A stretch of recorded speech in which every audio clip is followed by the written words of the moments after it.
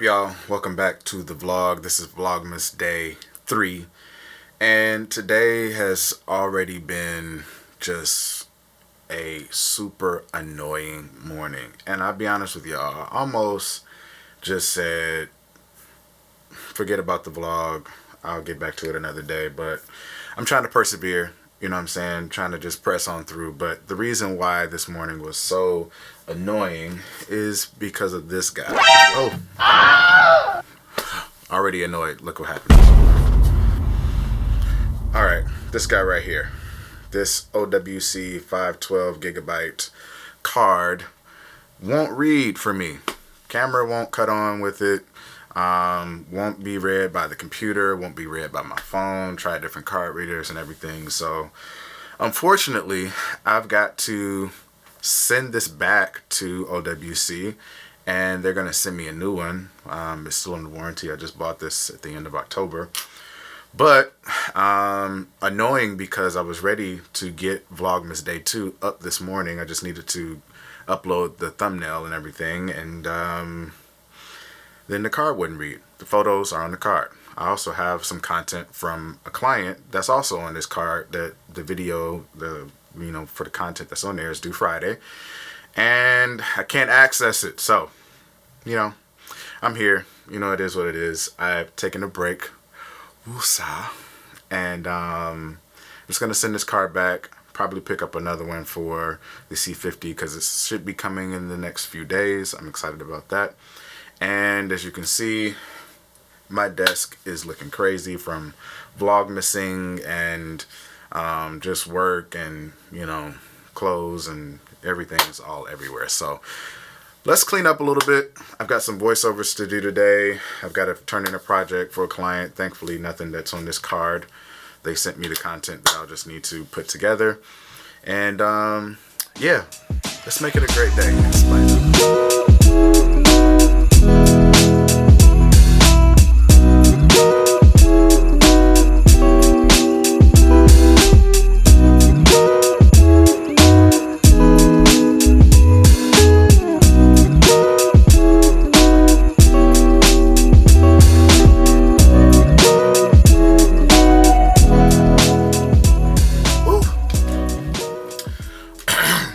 All of that cleaning kind of made me a little bit parched, but we're back at the desk and everything's all straightened up and clear. Desk looks good, the mantle looks good behind me.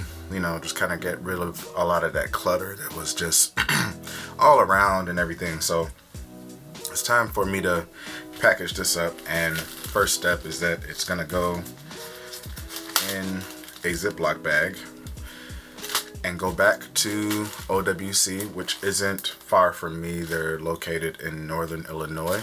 So of course I'm going to get proper packaging, but I've got to print the return label off and send this back in so that they can send me a new one. And hopefully it never fails again. Thank you.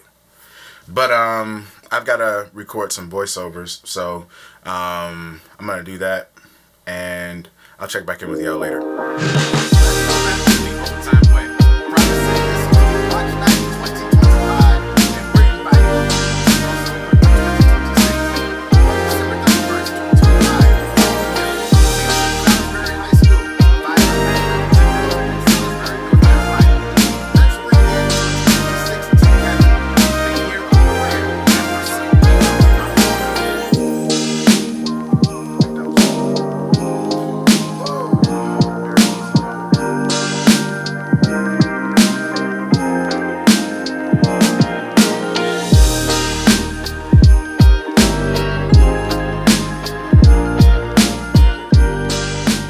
So after you record a voiceover, you definitely want to do some editing to it to chop out those breaths and heaves that you normally do when you're speaking, and that's what I was doing.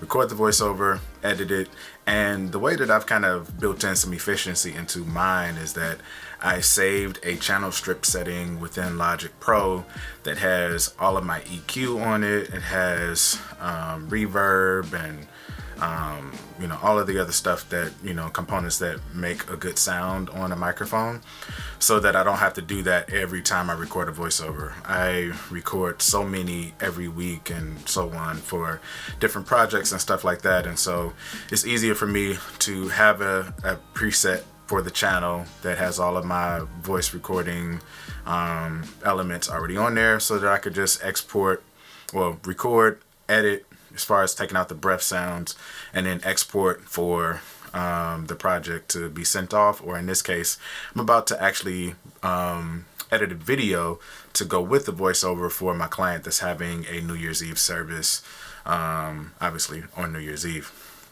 So I definitely enjoy doing voiceovers, and shameless plug, you know, if you are someone that needs voiceovers right now or in 2026, I'll be your man. Email me. I'll put my email right down here for you to contact me, or you can just go to my website, toneross.com, and then go over to the booking page, and we can have a chat about what it would look like for us to work together and collab on a project, whether that's video production, voiceover production, or both. So let's have a quick story time. How did I get into voiceover work?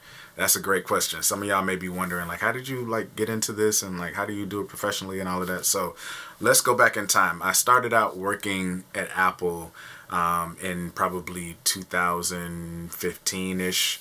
And during my career there at Apple, I interviewed for the role called creative. And as a creative, our job was to teach the customers about the product. So I would teach classes like iPhone basics, Mac basics. And then if you've ever been to an Apple store, you notice in some of them, the bigger ones, they have a huge LED wall, or a video wall is what we used to call it. And so I had to get up there in front of the entire store and do a class about music creation, or do a class about drawing on the iPad, or so forth. And during that process, people like customers and my coworkers would come up and be like, man, your voice is so comforting, it makes me feel safe, or, you know, you have such a nice voice, and things of that nature. And I'll just be like, yeah, man, I'm just talking. So, you know, and I think, you know, it kind of makes sense. My dad was somewhat of a public speaker, and I grew up in church. And so, you know, or being around orators my entire life, great orators, you know, kind of maybe just influenced me in a way that I wasn't aware of. And after I stopped working at Apple, I started working for my church as the communications director. And one of my jobs weekly was to create the announcements.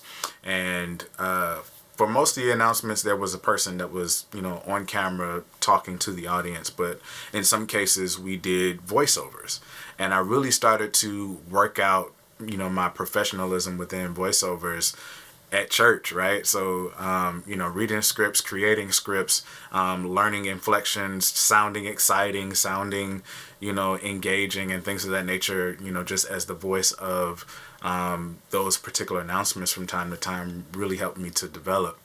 And once I resigned from that particular role and started my own business, you know, people had started to get to know me for not only that, but narrating in my own music. And, you know, some of the GOATs are my favorites, like Donald Lawrence, Kurt Carr, Kurt Franklin, Richard Smallwood, you know, so many other great choir directors and artists that would narrate throughout their music. I always keyed in on that. I was always listening for, you know, the excitement in their voice when they would go high, and when the song would reach its climax, you know, how were they talking? And I was able to kind of put that same influence into my music as well. So people were starting to pay attention and start to listen. And when I started my own business in the media space, on top of the music, I started to gain clients pretty frequently over the last 5 or 6 years that will book me for a voiceover and a video, or maybe just a voiceover. And one of my clients, I do it weekly for. They have their video announcements, and I'm literally the voice of their church every Sunday as far as the announcements are concerned. When people are walking into the church, they have the announcements playing, and my voice is there in that space every week. And so it's really gratifying to know that, you know, something as normal as your voice is something that you can use to make money and make a living.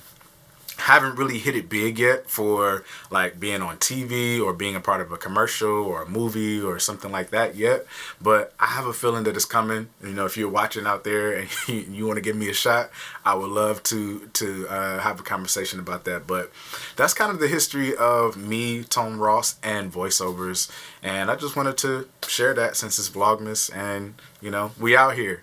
So yeah, guys, I'm going to end the video right here. Please follow me on Instagram at Tone Ross and follow me on TikTok at Tone Ross Music. I've always got fresh vertical content coming out, and I think it's something that you want to check out. So follow me over there. And if you're new here on YouTube, please like this video, subscribe, and hit that notification bell so that you never miss a video. And particularly right here on Vlogmas, you know, I'm trying to do this every single day. So I want y'all to lock in with me, stay connected right here on YouTube, and drop me a comment letting me know if today's video was inspiring, or just say something like Merry Christmas. All right, peace, love y'all.